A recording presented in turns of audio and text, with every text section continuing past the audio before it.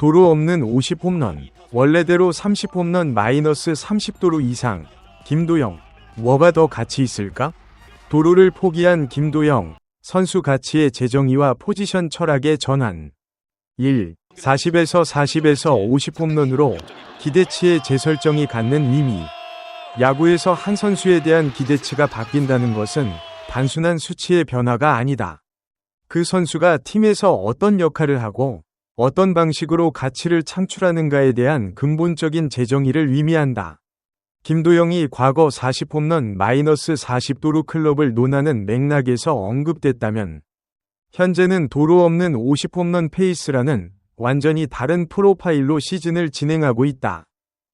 이 변화가 의도적인 선택인지, 부상에 대한 조심스러운 관리의 결과인지, 혹은 4번 타자라는 포지션의 요구에 자연스럽게 적응한 것인지는 명확하지 않다. 그러나 결과적으로 이 변화가 리그 홈런 선두, 타점 공동 1위라는 구체적인 수치로 표현되고 있다는 사실이 분석의 출발점이다. 메이저리그에서도 커리어 중반에 역할 전환을 경험하며 전혀 다른 유형의 타자로 발전한 사례들이 있다. 특히 속도와 파워를 겸비하다가 나이 또는 부상으로 속도가 줄어들면서 순수 파워히터로 전환하는 경우가 대표적이다. 이 전환이 성공적일 때 선수는 오히려 더 안정적인 장타 생산자로 자리 잡는 경우가 있다. 2. 도루의 경제학, 위험과 보상의 균형.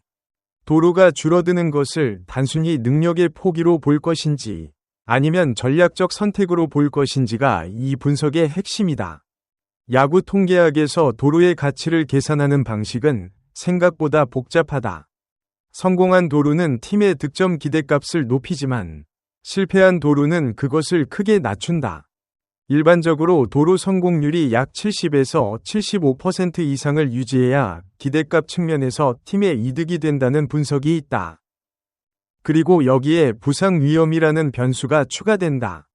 김도영의 경우 도루를 할 때 햄스트링 부상 위험이 높다는 것이 지난 시즌에 이미 경험적으로 확인됐다. 지난해 3차례의 햄스트링 부상이 모두 주루 플레이와 무관하지 않았다는 전제 아래 도루 하나가 가져오는 기대값과 부상으로 잃는 출장 경기 수의 가치를 비교했을 때 어느 쪽이 더 팀의 이익인가라는 질문이 이범호 감독이 직면했던 딜레마의 핵심이었다. 이 질문에 대한 이범호 감독의 답이 올 시즌에 구체화되고 있다. 도루를 포기하고 4번 타자로서의 장타력에 집중하는 방향이다. 이 선택이 옳았는지는 시즌이 끝나봐야 알 수 있지만 현재까지의 성적은 이 방향의 타당성을 지지하는 증거를 쌓아가고 있다. 3. 4번 타자 철학, KBO에서 클린업의 역할 변화. KBO에서 4번 타자의 역할에 대한 인식은 리그의 발전과 함께 변화해왔다. 전통적으로 4번 타자는 팀의 상징적 자원으로 장타력과 클러치 능력이 핵심이었다. 도루와 빠른 발은 오히려 4번 타자에게 기대되지 않는 경우가 많았다. 그런데 김도영처럼 발이 빠른 선수가 4번을 맡는 경우는 KBO에서 비교적 드물었다. 속도와 파워를 겸비한 타자가 주로 1번이나 2번, 혹은 3번에 배치되는 경향이 있었기 때문이다. 이범호 감독이 김도영을 4번에 고정한 것은 팀의 타선 구성상 최선의 클러치 자원을 클린업에 넣겠다는 판단이었다. 이 배치가 김도영에게 타격 접근 방식의 변화를 가져왔을 가능성이 있다. 4. 번 타자는 주자가 있는 상황에서 타석에 들어서는 빈도가 높고 이 상황에서 홈런 한 방이 가져오는 효과가 출루나 도루보다 훨씬 크다. 선수가 이 역할 인식을 내면화했을 때 스윙 자체가 바뀔 수 있다. 물론 시즌 초반 스윙이 매우 크고 급한 모습이 있었다는 것은 이 역할 전환의 초기 부작용이었을 수 있다. 새로운 역할에 과도하게 적응하려는 과정에서 나타나는 전형적인 패턴이다. 최근 타율이 2할 초반대에서 2할 7푼을 넘어서면서 올라오는 것은 이 과도기가 점차 해소되고 있다는 신호로 읽힌다. 4. 50홈런과 30에서 30, 순수 가치 비교의 복잡성. 기사가 제기하는 핵심 질문, 즉 도루 없는 50홈런과 30홈런 마이너스 30도루가 어느 쪽이 더 가치 있는가에 대한 답은 야구 분석에서 생각보다 복잡하다. 순수 득점 기여 측면에서 보면 50홈런은 팀에게 최소 50점의 직접적인 득점 기여를 제공한다. 주자가 없는 솔로 홈런도 1점이고 주자가 있으면 그 이상이다. 반면 도루 30개의 득점 기여는 성공률에 따라 달라지고 도루 자체가 득점으로 이어지려면 후속 타자의 안타가 필요하다는 조건이 붙는다. 세이버 매트릭스 관점에서 보면 대체 선수 대비 승리 기여도 계산에서 홈런은 도루보다 더 높은 가중치를 갖는 경향이 있다. 특히 홈런은 외부 변수, 후속 타자, 수비 위치 등에 덜 위준적이기 때문에 더 안정적인 기여 방식으로 평가된다. 그러나 도루의 가치가 단순히 성공 실패의 이분법으로 계산되지 않는다는 점도 중요하다. 발이 빠른 주자가 베이스에 나가 있다는 사실 자체가 상대 배터리에게 심리적 압박을 주고 투수의 집중력을 분산시키며 다음 타자에게 유리한 카운트 환경을 만드는 간접 효과가 있다. 이 효과는 통계로 포착되기 어렵지만 실제 경기에 영향을 미친다. 메이저리그에서 유사한 전환 사례들.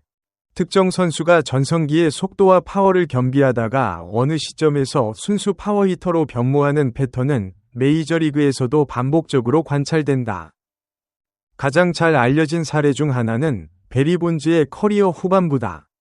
그는 초반에 30에서 32 가능한 완성형 타자로 평가받다가 커리어 후반에 홈런 생산에 집중하면서 2001년 73 홈런이라는 역대 최다 홈런 기록을 세웠다. 물론 이 사례는 다양한 논란을 포함하지만 순수하게 플레이 스타일의 변화라는 측면에서 참고 가능하다. 켄 그리피 주니어도 초반에는 속도와 파워를 모두 갖춘 타자로 인정받았지만 부상이 누적되면서 도루가 줄고 파워 중심의 타자로 변화한 사례다.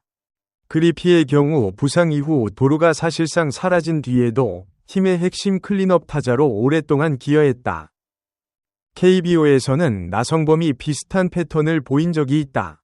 신인 시절부터 빠른 발과 장타력을 겸비한 타자로 주목받았던 나성범이 부상을 경험한 뒤 도루가 줄고 장타력 중심으로 기여 방식이 변화한 과정이 김도영의 현재 상황과 일정 부분 겹친다. 다만 나성범의 경우 부상 이후 회복 과정에서 장타력도 함께 줄어들었다는 점에서 결과적인 패턴은 다르다. 김도영에게 기대하는 것은 나성범보다는 전성기의 그리피에 더 가깝다. 도루 없이도 50홈런 수준의 장타력을 유지하는 것이 가능한가의 문제다. 현재 페이스가 시즌 내내 지속된다면 그 가능성이 있다는 것이 이번 시즌 초반이 보여주는 것이다. 6. 부상 위험과 장기 관리, 선수 가치의 시간적 차원. 도루를 포기한 것이 단기 성적에 이득이 된다는 것은 현재 수치가 보여준다. 그러나 장기적 관점에서 이 선택이 더 옳은 이유는 부상 예방이라는 차원에서도 설명된다. 햄스트링 부상은 야구 선수, 특히 발 빠른 선수에게 반복 발생하는 부상이다. 한번 손상된 햄스트링은 완전히 회복되더라도 같은 부위가 재발할 위험이 높다. 지난해 3차례의 햄스트링 부상을 경험한 김도영의 경우 이 위험이 다른 선수보다 더 크다고 볼 수 있다. 도루를 줄임으로써 햄스트링에 가해지는 급격한 가속 감속 부하를 줄이는 것이 부상 예방에 직접적인 효과가 있다. 이것이 선수의 커리어를 더 길게 유지시킬 수 있다면 장기적으로 팀에 대한 기여도는 도루를 계속했을 때보다 높아질 수 있다. 김도영이 지금 당장 도루를 포기하는 것이 아깝게 느껴질 수 있다. 그러나 5년, 10년의 시간축에서 그의 건강한 출전을 더 많이 확보하는 것이 도루 30개보다 팀에 더 큰 가치를 줄 수 있다.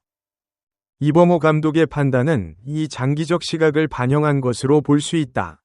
7. 타율이 올라오는 지금, 진짜 시험의 시작. 최근 10경기 타율 0.351과 전체 타율 2할 7푼 이상이라는 수치는 중요한 신호다. 홈런을 치면서 동시에 타율도 올라온다는 것은 타격 접근 방식이 안정화되고 있다는 의미다. 시즌 초반에 스윙이 크고 급한 모습이 사라지고 있다는 것은 4번 타자 역할에 심리적으로 적응했다는 신호일 수 있다. 새로운 역할을 수행하면서 초기에 과적응 상태를 거친 뒤 자신만의 접근 방식을 찾아가는 패턴이다. 이 흐름이 지속된다면 타율 3할 홈런 50개라는 조합이 현실적 목표로 들어올 수 있다. 그리고 거기에 도루 없이도 득점 26개라는 중심타자 기여까지 더해진다면 김도영이 만들어내는 선수 가치는 30에서 30을 노리던 시절과 전혀 다른 차원이 될 수 있다. 물론 이 모든 논의는 부상 없이 라는 조건부다. 그리고 야구에서 조건부 분석은 항상 현실의 변수에 의해 교란될 수 있다는 것을 인식하면서 바라볼 필요가 있다.